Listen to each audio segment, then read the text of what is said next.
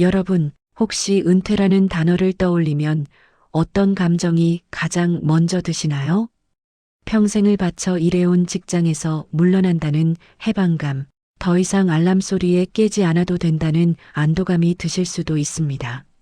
하지만 그 짧은 해방감이 지나가고 난 뒤, 텅 빈 거실에 홀로 앉아 있는 자신을 발견했을 때, 밀려오는 알 수 없는 공허함과 불안감을 느껴보신 적은 없으신가요?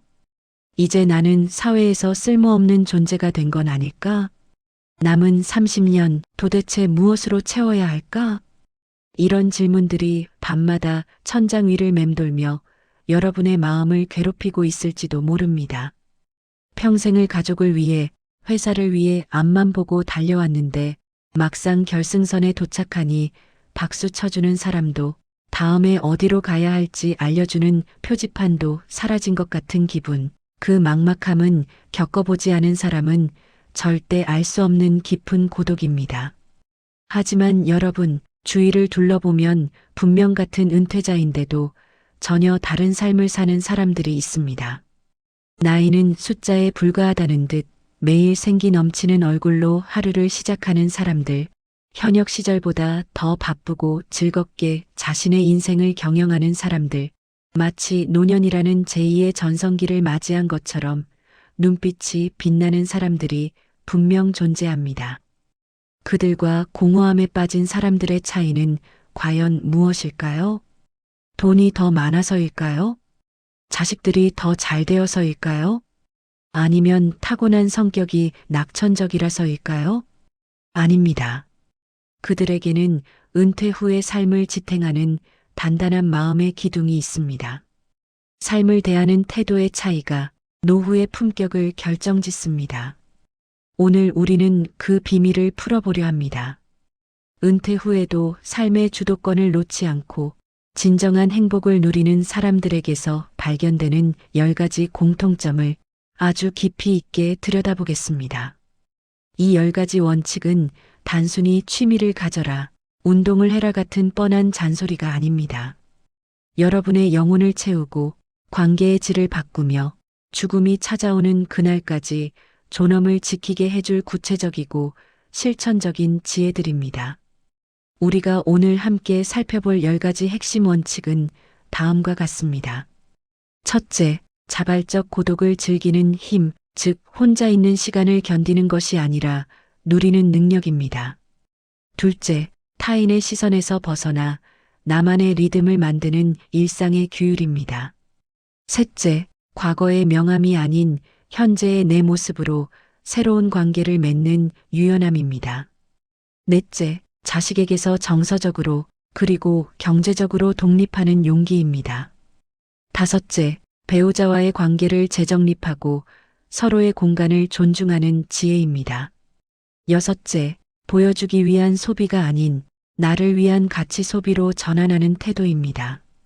일곱째, 몸을 단순히 건강하게 유지하는 것을 넘어 최후의 순간까지 내 의지대로 움직이겠다는 신체 주권의 확립입니다. 여덟째, 새로운 것을 배우는 즐거움, 즉 결과가 아닌 과정 자체를 사랑하는 순수한 호기심입니다. 아홉째, 내려놓음의 미학, 즉 바꿀 수 없는 것에 대한 집착을 버리고 현재에 집중하는 마음입니다. 마지막 10번째, 죽음을 두려워하는 것이 아니라 삶의 완성으로 받아들이는 품이 있는 마침표에 대한 준비입니다. 첫째, 자발적 고독을 즐기는 힘입니다. 여러분, 외로움과 고독의 차이를 아시나요? 외로움은 혼자 있는 고통을 표현하는 말이고, 고독은 혼자 있는 즐거움을 표현하는 말입니다. 은퇴 후 가장 먼저 마주하게 되는 것은 압도적인 혼자만의 시간입니다. 직장 생활을 할 때는 원하든 원치 않든 사람들에 둘러싸여 있었습니다. 여러분께 권합니다. 하루에 단 1시간이라도 TV나 스마트폰을 끄고 온전히 혼자 있는 시간을 가져보십시오. 산책을 해도 좋고 명상을 해도 좋습니다. 아무것도 하지 않고 창밖을 바라보아도 좋습니다. 그 고요함 속에서 불안이 아닌 평온을 느낄 때 여러분은 비로소 은퇴 생활의 진짜 주인이 되는 것입니다. 둘째, 타인의 시선에서 벗어나 나만의 리듬을 만드는 일상의 규율입니다. 회사를 다닐 때는 회사가 정해준 시간이 있었습니다. 9시 출근, 6시 퇴근. 하지만 은퇴 후에는 아무도 언제 일어나라고, 언제 밥을 먹으라고 강요하지 않습니다. 이 무한한 자유가 축복일까요? 준비되지 않은 사람에게는 재앙이 될 수 있습니다. 행복한 노후를 보내는 사람들의 공통점은 놀랍게도 엄격한 자기 규율을 가지고 있다는 것입니다. 여기서 말하는 규율은 군대처럼 딱딱한 규칙을 말하는 것이 아닙니다. 나를 나태함의 늪에 빠뜨리지 않게 하는 최소한의 안전장치입니다. 규칙적인 생활은 우리 뇌에 안정감을 줍니다. 또한 나는 내 시간을 통제하고 있다는 자존감을 높여줍니다. 은퇴 후 우울증의 가장 큰 원인 중 하나가 생활 리듬의 붕괴입니다. 해가 중천에 떴는데도 할 일이 없다는 사실이 사람을 비참하게 만듭니다. 철학자 칸트는 매일 오후 3시 30분이 되면 어김없이 산책을 나갔다고 합니다. 이웃들이 그를 보고 시계를 맞출 정도였다고 하지요. 칸트가 그토록 규칙적인 삶을 살았던 이유는 그것이 자신의 정신을 자유롭게 하는 길임을 알았기 때문입니다. 무절제한 자유는 방종이고 방종은 결국 권태를 부릅니다. 여러분도 여러분만의 시간표를 만드십시오. 거창할 필요는 없습니다. 아침 7시 기상, 식사 후 30분 걷기, 오전에는 공부, 오후에는 운동. 이런 단순한 루틴이 여러분의 하루를 지탱하는 뼈대가 되어줄 것입니다. 그 뼈대가 튼튼해야 그 위에 행복이라는 살을 붙일 수 있습니다.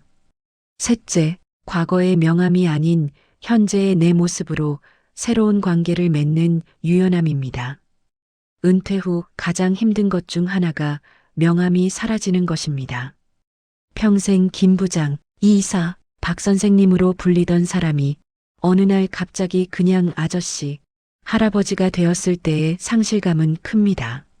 하지만 불행한 은퇴자들은 여전히 과거의 명함을 가슴에 품고 삽니다. 내가 왕년에 어떤 사람이었는데 감히 나한테 이래라 저래라 해? 이런 태도를 가진 사람은 새로운 친구를 사귀지 못합니다.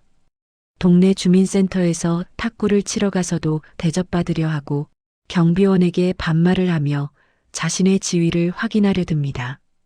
결국 사람들은 그를 피하게 되고 그는 고립됩니다.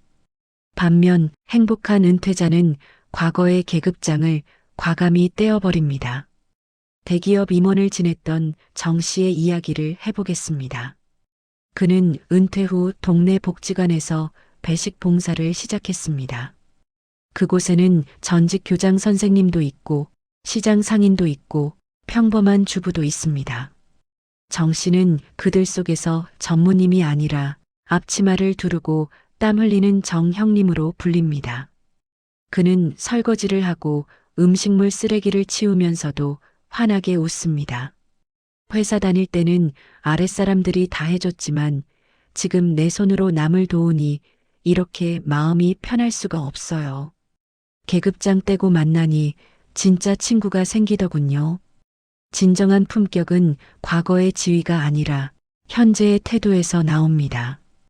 과거에 얽매여 대우받기를 원하는 사람은 꼰대 취급을 받지만 먼저 고개 숙이고 다가가는 사람은 어른으로 존경받습니다. 여러분, 과거의 영광은 아름다운 추억으로만 간직하십시오.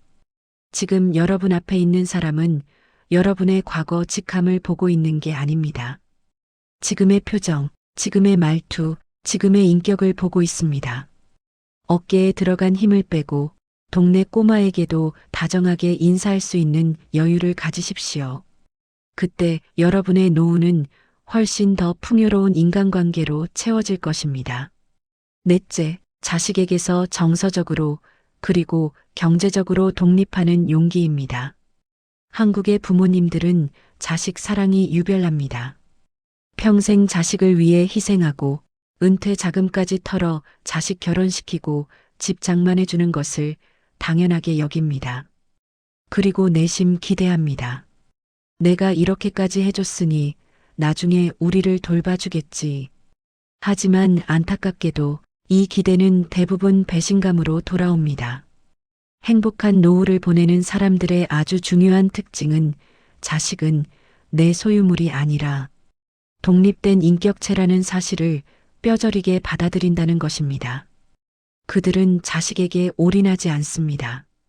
자신의 노후 자금을 헐어 자식 사업 자금을 대주거나 무리해서 손주 양육을 전담하지 않습니다. 김 여사님의 사례를 볼까요? 그녀는 아들이 결혼할 때 딱 잘라 말했습니다. 너희 결혼 비용은 너희가 알아서 해라. 대신 나도 너희에게 용돈 바라지 않고 내 노후는 내가 책임지겠다. 처음에는 아들이 섭섭해했을지도 모릅니다. 하지만 시간이 지날수록 이 결정은 서로에게 축복이 되었습니다. 김 여사님은 경제적으로 쪼들리지 않으니 며느리 눈치 볼 일이 없고 아들 부부도 부모 부양 부담이 없으니 관계가 더 좋습니다.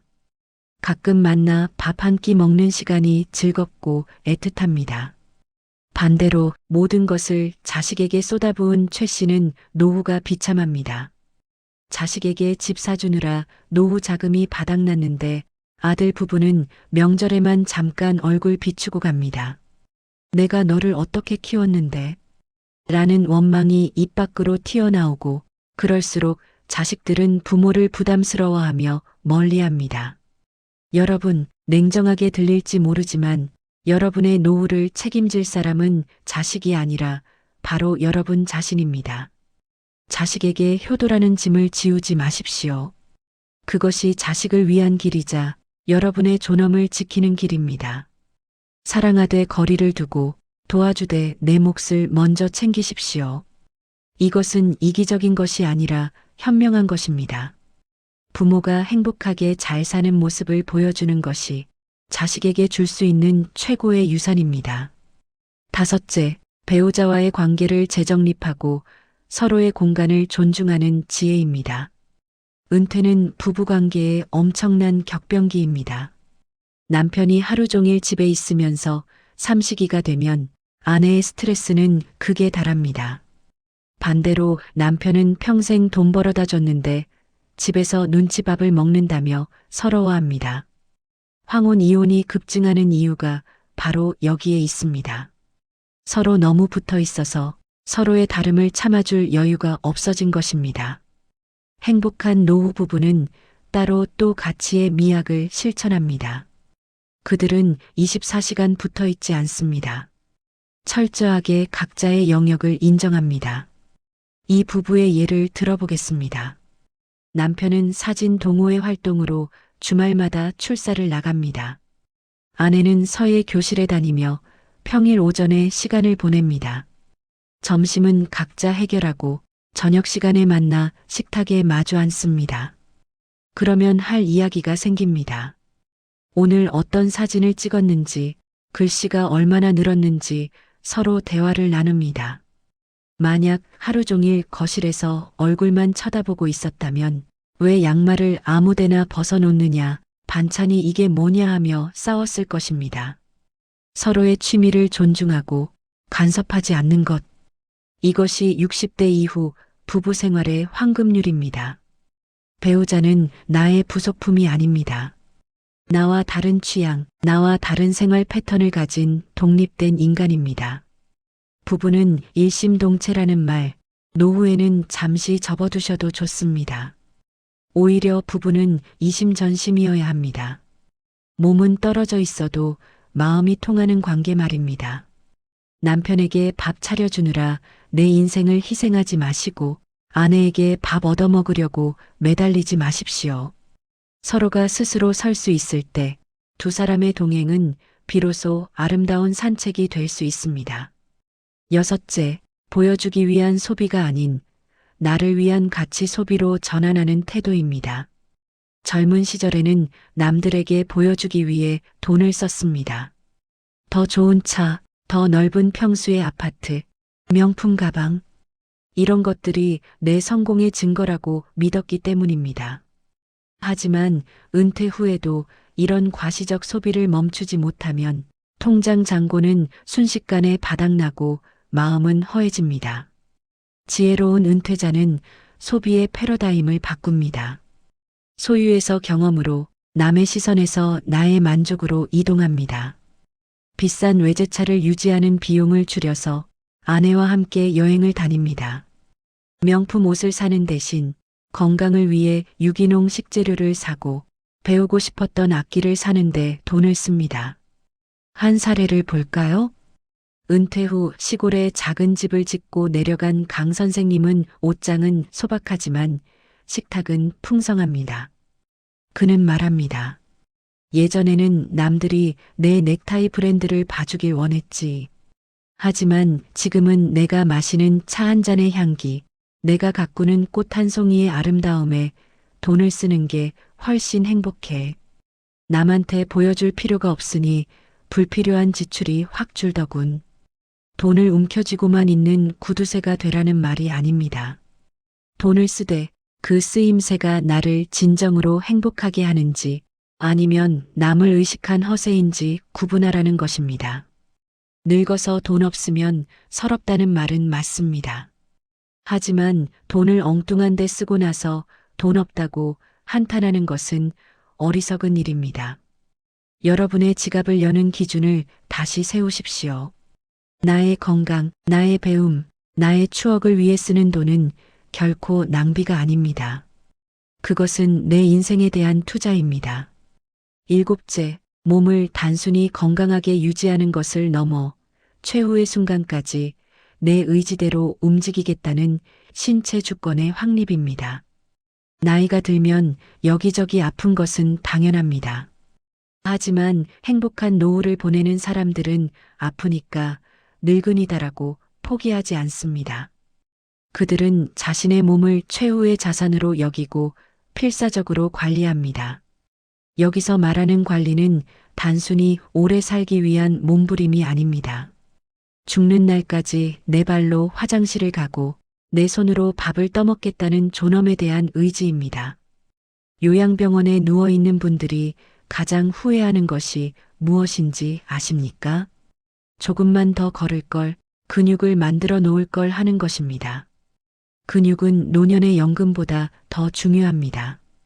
연금이 있어도 침대에서 일어날 힘이 없다면 그 돈이 무슨 소용이겠습니까? 매일 아침 동네 뒷산을 오르는 75세 김할머니를 보십시오. 비가 오나 눈이 오나 그녀는 걷습니다. 다리가 튼튼해야 자식들한테 폐 안 끼치고 내가 가고 싶은 곳 마음대로 갈 수 있어.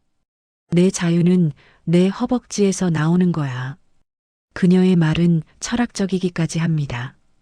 그녀에게 운동은 취미가 아니라 생존이자 자유를 위한 투쟁입니다. 반면 귀찮다고 움직이지 않고 약에만 의존하는 사람은 급격히 쇠락합니다. 몸이 굳으면 마음도 굳고 자신감도 사라집니다.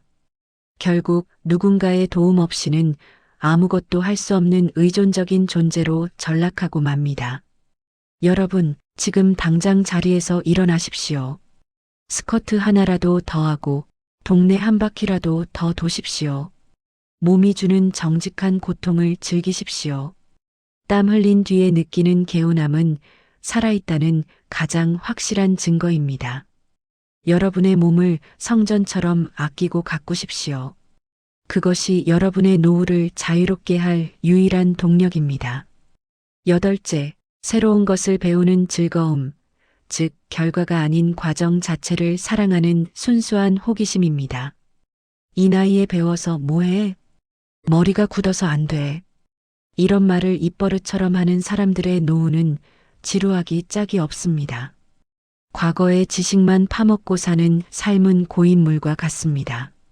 하지만 눈빛이 살아있는 노인들을 보면 하나같이 무언가를 배우고 있습니다. 그것이 돈이 되는지, 자격증을 따는지, 남들이 알아주는지는 중요하지 않습니다. 그저 배우는 과정에서 오는 뇌의 희열을 즐깁니다.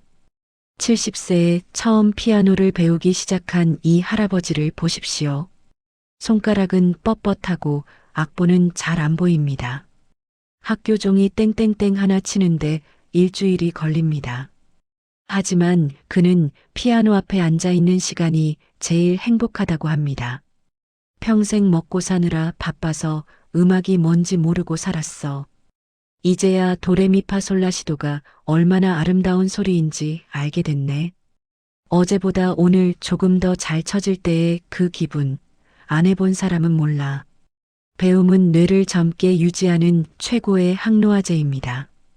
외국어를 한마디 배우고 역사책을 읽고 스마트폰 사용법을 익히는 것. 이 모든 것이 여러분의 세계를 확장시킵니다. 나이 들면 쇠퇴가 아니라 성숙이어야 합니다. 그리고 성숙은 끊임없는 배움 없이는 불가능합니다. 호기심을 잃는 순간이 진짜 늙는 순간입니다. 세상에 대해 질문을 던지십시오. 저 꽃 이름은 뭘까? 요즘 젊은이들은 왜 저런 말을 쓸까? 궁금해하고 찾아보고 배우십시오. 배움 앞에서는 나이가 없습니다. 오직 열정만 있을 뿐입니다. 아홉째, 내려놓음의 미학, 즉 바꿀 수 없는 것에 대한 집착을 버리고 현재에 집중하는 마음입니다. 인생을 살다 보면 억울한 일, 후회되는 일, 용서 안 되는 사람이 왜 없겠습니까? 하지만 노후의 행복을 가로막는 가장 큰 장애물은 바로 이 과거의 찌꺼기들입니다. 지나간 일에 대한 미련, 타인에 대한 원망을 짐처럼 짊어지고 가는 사람은 결코 가볍게 웃을 수 없습니다. 행복한 노후의 달인들은 마음의 청소를 잘하는 사람들입니다. 그들은 압니다. 이미 엎어진 물은 주워 담을 수 없고 나를 상처 준 사람은 이미 나를 잊고 잘 살고 있다는 것을요. 그렇기에 그들은 용서합니다. 상대를 위해서가 아니라 바로 나 자신의 평화를 위해서입니다. 오랜 친구에게 사기를 당해 전 재산을 날릴 뻔했던 박 씨는 몇 년간 화병으로 잠을 못 잤습니다. 하지만 어느 날 문득 깨달았습니다. 내가 그놈 미워하느라 내 남은 인생까지 망치고 있구나. 그는 마음속에서 친구를 놓아주기로 했습니다. 돈은 잃었지만 내 마음의 평화까지 잃을 수는 없지. 그렇게 마음을 비우자 비로소 밥맛이 돌아오고 잠이 오기 시작했습니다. 작은 일상의 기쁨들이 다시 보이기 시작했습니다. 여러분, 가슴속에 품고 있는 무거운 돌덩이가 있다면 이제 그만 내려놓으십시오. 그때 내가 왜 그랬을까 하는 자책도, 내가 어떻게 나한테 그럴 수 있어 하는 원망도 다 부질없는 짓입니다. 오늘은 어제의 연장이 아니라 새로운 선물입니다. 손에 꽉 쥐고 있는 과거를 놓아야 현재의 행복을 잡을 수 있습니다. 마음이 가벼워야 인생의 황혼이 아름답게 물드는 법입니다. 마지막 10번째, 죽음을 두려워하는 것이 아니라 삶의 완성으로 받아들이는 품이 있는 마침표에 대한 준비입니다. 죽음은 금기어가 아닙니다. 우리 모두가 가야 할 필연적인 종착지입니다. 불행한 사람은 죽음을 애써 무시하거나 공포에 떱니다. 그래서 삶에 더 집착하고 추한 모습을 보입니다. 하지만 진정으로 행복하고 지혜로운 노인은 죽음을 삶의 곁에 둡니다. 메멘토 모리, 죽음을 기억하라. 이 말을 가슴에 새기고 오늘을 삽니다. 내일 죽을 수도 있다는 사실을 알기에 오늘 만나는 사람에게 따뜻한 말 한마디를 건네고 오늘 먹는 밥 한 끼에 감사할 수 있습니다. 유언장을 미리 작성해보고 자신의 물건들을 조금씩 정리하는 행위는 슬픈 것이 아니라 숭고한 것입니다. 죽음을 준비하는 김 선생님은 말합니다. 죽음이 뒤에서 기다리고 있다고 생각하니 삶이 더 또렷하고 소중해져. 싸울 시간도 아깝고 미워할 시간도 아까워.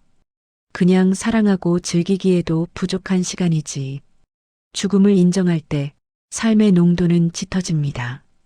어떻게 죽을 것인가를 고민하는 것은 결국 어떻게 살 것인가에 대한 답을 줍니다. 품위 있게 늙어가다 품위 있게 떠나는 뒷모습.